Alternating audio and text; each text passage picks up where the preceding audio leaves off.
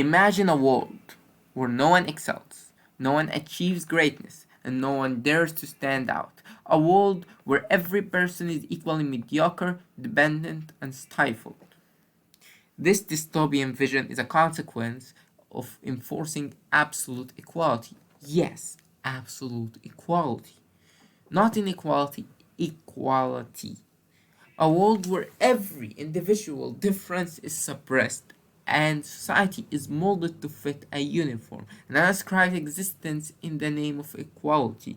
We would sacrifice beauty, brilliance, ambition. Rather than lifting people to their full potential, we drag everyone down to a baseline of mediocrity. Supposed so-called extreme leaders are suggesting it's a bad thing to care about and pay attention to inequities, to say DEI is a bad thing, when in fact, if we want fair outcomes, we must understand what are disparities and then accommodate and adjust for those disparities if we want equal outcomes. So environmental justice raises those points, right? Equitable outcomes. Is everyone coming out the same way? Well, if you don't start on the same base, everybody can have an equal amount, you're still not going to end up on the same base, right? If we want equal outcomes, we need to take into account not everybody starts out on the same base, and we have to make adjustments. The idea that everyone should enjoy the same outcomes, regardless of talent, effort, or merit, or the value they provide to society, may sound virtuous, but it's inherently flawed. Morally, historically, economically, it's flawed. Justice. Take economist Thomas Sowell, who famously critiqued the notion in his analysis of cosmic justice. He argued that the pursuit of equality of outcomes ignores the natural reality. Human beings are inherently different. We vary in talent, motivation, circumstances. And these differences are just not unavoidable. They are essential to progress.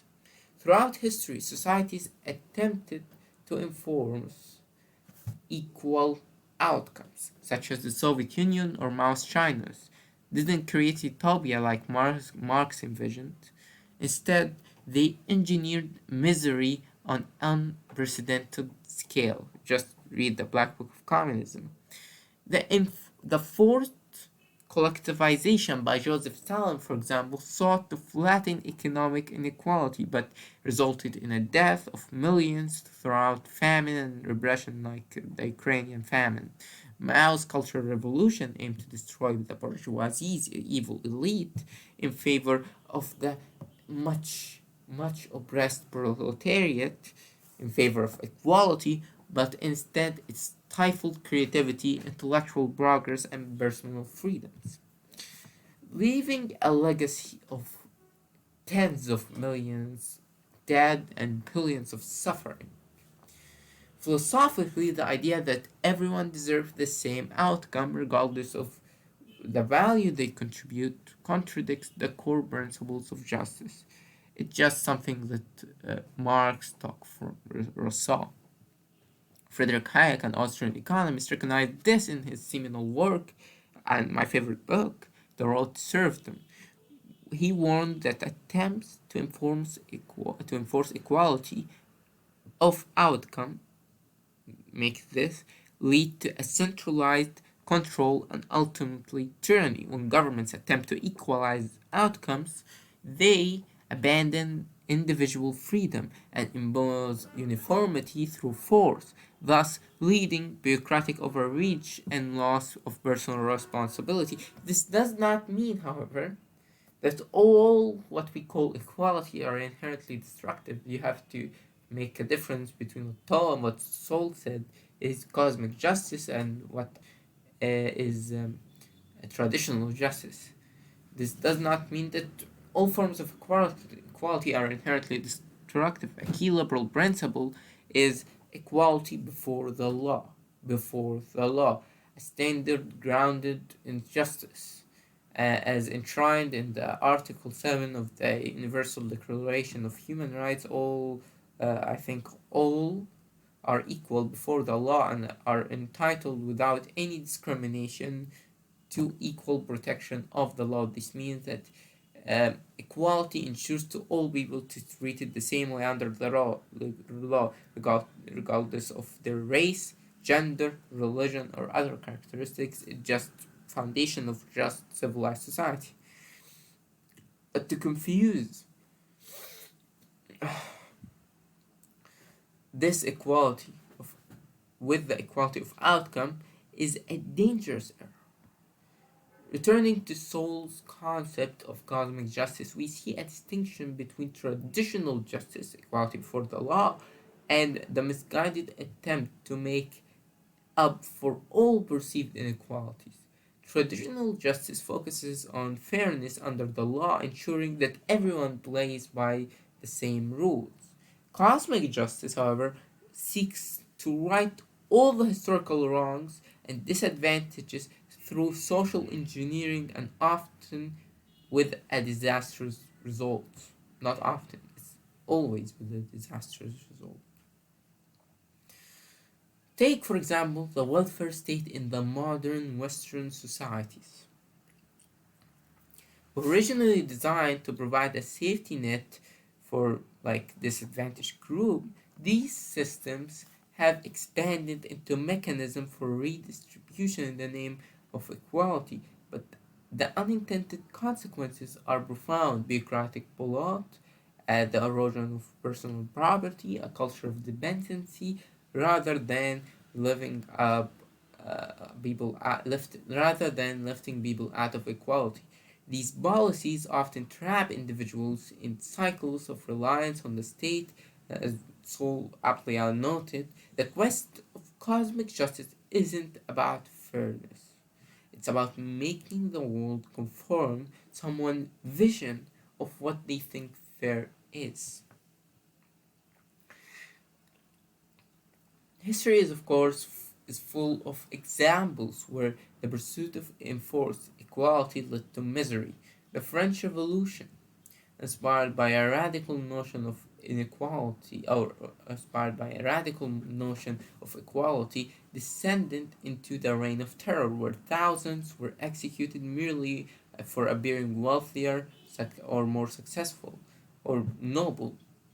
The Khmer Rouge regime in Cambodia, led by Pol Pot, I don't know if I pronounce Khmer Rouge right, but I cannot. So, the Pol Pot regime sought to create a society of absolute equality, eliminating anyone perceived to be educated or affluent. The result was the most horrific genocides of the 20th century. These tragic episodes demonstrate that when society sacrifices excellence and individuality for the mirage of equality, it does not elevate the downtrodden.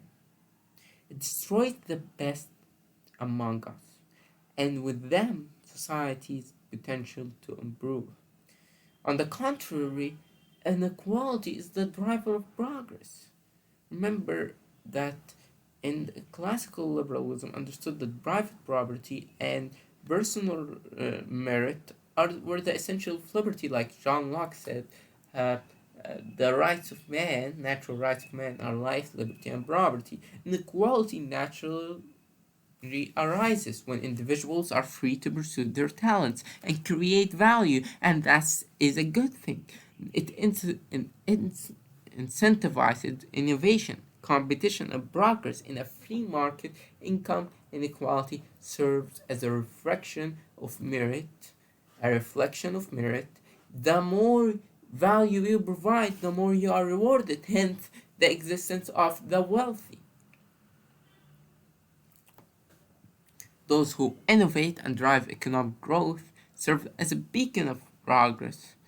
Take entrepreneurs in America, whether in California, Silicon Valley, for instance, thrives on the idea of risk takers and entrepreneurs can rise wealth by creating technologies that help other people, that benefits societies. Without inequality, would we have the revolutionary advancement in medicine that saved millions of lives?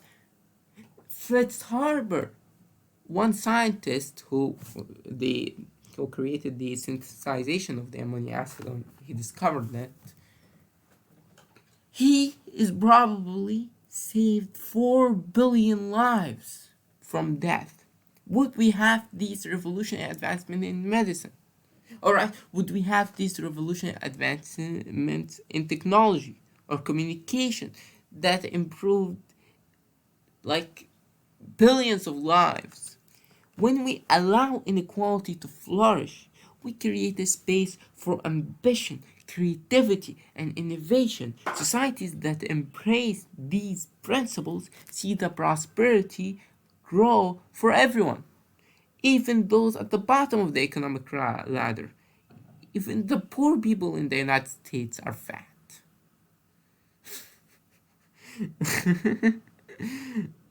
Take the Industrial Revolution, where the gap between the rich and the poor expanded, but so did the overall standard of living, the overall standard of living for all classes. Workers had access to better jobs, wages, roles, and new technology improved daily life. This is the reality. The reality is the gap between the rich and the poor isn't the problem to be solved. It's a natural outcome of human freedom and ingenuity. Societies that aim for equality of outcome rather than equality of opportunity inevitably sacrifice the freedom and excellence that drive progress. As history shown us, the pursuit of equality too often ends not in a utopia but in a shared misery.